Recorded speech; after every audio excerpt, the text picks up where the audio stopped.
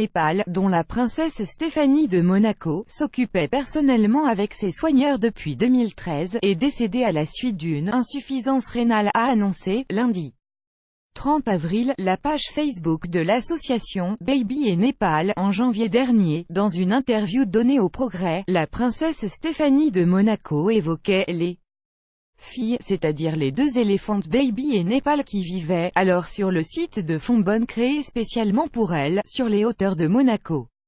Plus de 4 ans avant. Elles ne se sont jamais aussi bien portées, insistait pourtant leur bienfaitrice.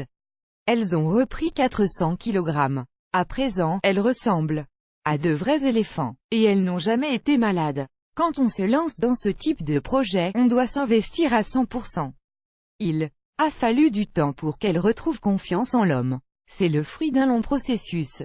Aujourd'hui, elle mérite de couler des jours heureux. Une insuffisance rénale a pourtant été détectée sur Népal qui, malgré des traitements, vient de décéder. Comment va réagir Baby, désormais privée de sa fidèle compagne? Les deux éléphantes avaient, jusque-là, traversé ensemble de nombreuses péripéties.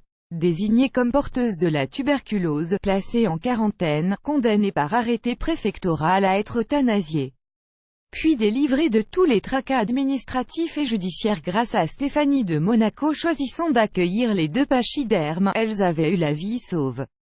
Celle qui a toujours défendu et aimé les animaux avait prouvé que Baby et Népal ne représentaient pas un danger.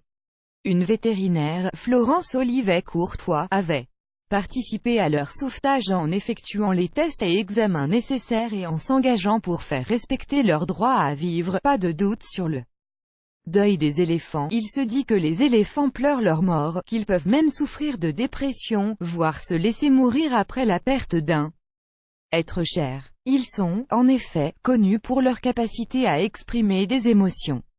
Je n'ai pas de doute sur le deuil des éléphants, expliquait ainsi Barbara King, professeure émérite d'anthropologie à William. De façon significative par rapport à d'habitude, telles que le retrait social, l'alimentation, le sommeil, la posture du corps, on va vieillir ensemble, se réjouissait la princesse Stéphanie lorsqu'elle avait ouvert les portes du domaine de Fombonne, résidence des éléphantes, au Progrès en 2013. Népal, qui s'en va, avait 48 ans, Baby a le même âge. Dominique Manviel.